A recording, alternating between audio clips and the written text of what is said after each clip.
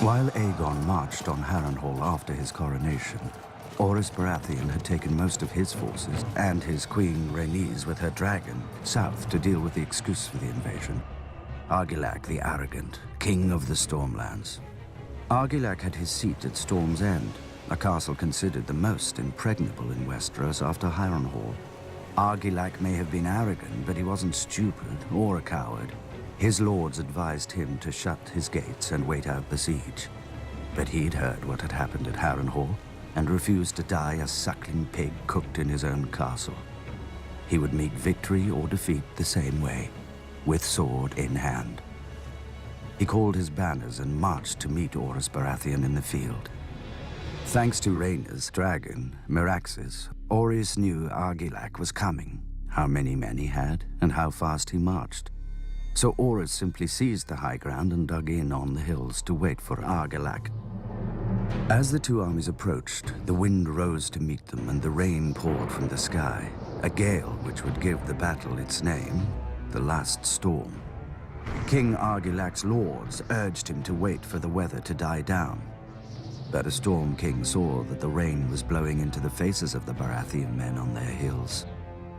And Argilac outnumbered the Baratheon host 2-1, with 4 times as many knights and heavy horse. Argilac attacked. 3 times Argilac led his knights against the Baratheon line, but the hills were steep and the rain had beat the earth to mud. The war horses foundered and slipped, and the chargers collapsed. The battle seemed lost, until Argilac ordered his spearmen up the hill. Blinded by the rain, the Baratheons didn't see them until it was too late.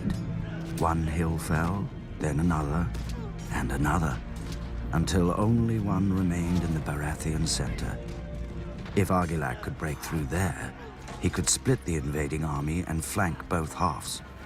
Argilac and his men charged, and the Baratheon line broke, revealing Queen Rhaenys and Meraxes. Argilac's vanguard burst into flame and his men panicked. The victory charge fell into chaos, and Argilac himself was thrown from his horse. But he didn't yield. When House Baratheon arrived, he found the old king holding off 6 men, another 6 dead at his feet. Orys dismounted to meet the king on equal footing and offered Argilac one final chance to yield. Argilac cursed him instead.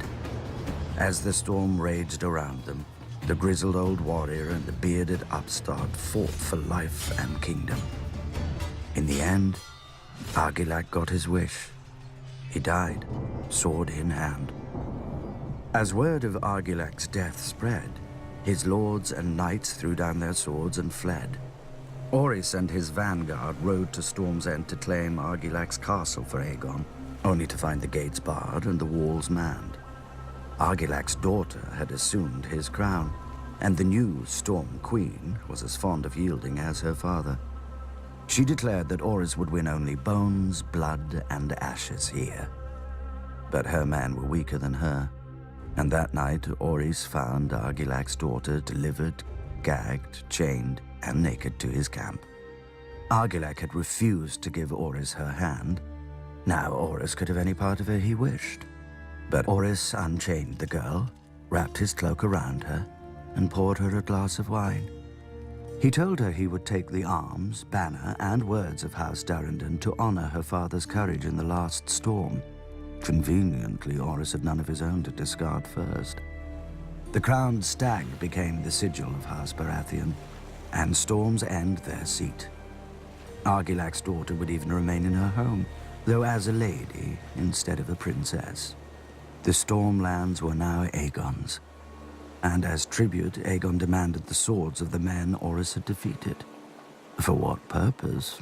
Orys didn't know.